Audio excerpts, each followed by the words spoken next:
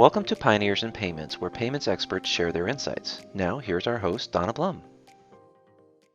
Today, I have the pleasure of speaking with Deborah Baxley from Paygility Advisors. Welcome, Deborah. Thank you. It's glad to be here. Wonderful. Well, Deborah, to get us started, would you mind sharing a little bit about yourself, your background in the payments industry, and the work that you do at Paygility? Yes. So I got into payments many years ago, and I've been a consultant almost my entire professional career. Well, I started as a programmer, but I've been in consulting for like 30 years. And I worked for IBM and then also Capgemini before I formed my own firm with a few partners. And I have to say, I did many projects for huge payment companies when I was at IBM and also Capgemini. So like American Express, Bank of America, Visa, MasterCard, and I just sort of got into that specialization. It's been very rewarding for me. I've also had the opportunity to do work in 15 different countries around the world. So Wow. it really built up my travel miles rewards programs. And then when I formed Paygility Advisors, this is kind of interesting. I co-founded a networking group that's been running now for 10 years called NYPay, New York Payments. So it's a networking group for payments professionals. It used to just be in New York, but since the pandemic, we've been doing a lot of virtual events. And that's where I met all the partners that I work with for Paygility. So that was a doubly rewarding thing to get into. So at Paygility, we do all kinds of payments. We work with more smaller companies, some startups, some fintechs, and we work with merchants. So like right now we're doing a project with it's not really a startup, but a fintech from outside the US that does payment fraud detection. They want to see if they can expand into a different part of the market. So that's pretty exciting. And we've also been involved in some payment-oriented organizations, the US Payments Forum, and also the Federal Reserve Faster Payments Task Force, which finished a couple of years ago, but now it spawned a new organization called the Faster Payments Council. So that keeps us sort of abreast of a lot of new, in fact, that's where I met you at the US Payments Forum, right? Right, So, right. yeah, so it keeps us abreast of what's going on in the industry. Great. Well, thank you for that. You certainly have a very impressive payments background. So grateful to have you on today and gain some insights from you. So my first question is, what are you seeing as the most notable trend in the payments industry today? Well, I know in the US that we're kind of addicted to credit cards, but the biggest trends I would see, and I think it's inevitable that things will move this way, is faster or instant payments and account-based payments, with the rise of open banking and APIs. And that all kind of fits in with the same idea of embedded payments, embedded in apps or embedded in, any kind of system.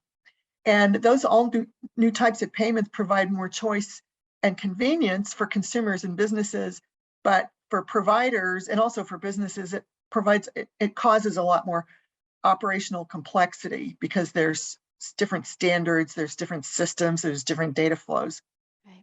And I would be remiss if I didn't also mention that the criminals are also becoming faster. Yes. So they're moving from, that it doesn't work anymore. It is just still credit card numbers, obviously. So they're moving on to new industrial strength type fraud attacks that require much more instant decisioning. In the old days, you might have, well, like with ACH, you might have a couple days to look at a transaction and decide whether to accept it or not. Now, all that has to be done instantly, Right. or even before the fact. And also recognizing scalable attacks. So the criminals, they're huge enterprises. They will build up and scale a huge attack against a single merchant or a business. And this is even harder to detect with the rise of synthetic identity, because our systems were traditionally built to figure out if you're a criminal or a money launderer, but they weren't built to figure out if you're a real person. So that's a big change. Mhm. Yeah, I can see that being a major, challenge today. Things are definitely changing rapidly, and that goes for those bad actors that are out there. My next question for you is, what do you see as the biggest opportunities for payment processing organizations? Well, I would say, in line with that theme is to help their customers, whether they're businesses, merchants, consumers, probably mostly businesses, but to navigate the increase in complexity and speed. So most companies will have to change their approach and perception of payments, because it's long gone are the days when you have a couple of days, like I mentioned, to recognize and mitigate fraud or any other kind of mistake. It could be an inadvertent mistake. On the other hand, there are many benefits of real-time payments that companies haven't been able to recognize because of the extended data, the instant availability, instant settlement, automated reconciliation. In order to reap those benefits, they have to sort of reorganize how they do their back office. And then another thing I have to mention is I still hear businesses, in fact, one of our clients was a pretty big business, moving millions and millions of dollars a day. And they said that in some cases, they still prefer paper checks because of float, which just seems like, so 19th century. Right. So I think the US has something like 40 to 50% of B2B payments are still done with paper checks, which is a problem. So changing that perception that there's a benefit because of float, we have to change that perception to recognize the huge benefit for exact, precise timing of a payment instead of just throwing it out there in the mail. Right, definitely. Are you seeing, and I'm kind of throwing a new question in here on you, are you seeing that we're lagging a little behind in that area in the United States, like the rest of the countries are a bit more ahead in that area? I mean, this was quite a few years ago, but I was on a project when I was at IBM and I was in South Korea. And I was telling them, and that was when, it was like 10 years ago, I guess, maybe 20 years ago. I still carried my checkbook around with me. And I was telling them about checks, that's how we paid our bills. And they all got real excited. They wanted to see, what does a checkbook look like? So yeah, Oh most my. countries, well, maybe the UK might be some checks, but most countries never even had checks. I mean, maybe they were behind us in how they paid bills, because in some countries you have to go in person to pay your bills, which is not ideal, but they never had checks, so they sort of leapfrogged us. And as we know, there are 50 or 60 countries who have had instant payment systems for, we're just now getting into that, with, Right. well, with Zelle and the clearinghouse RTP, and then hopefully soon with FedNow.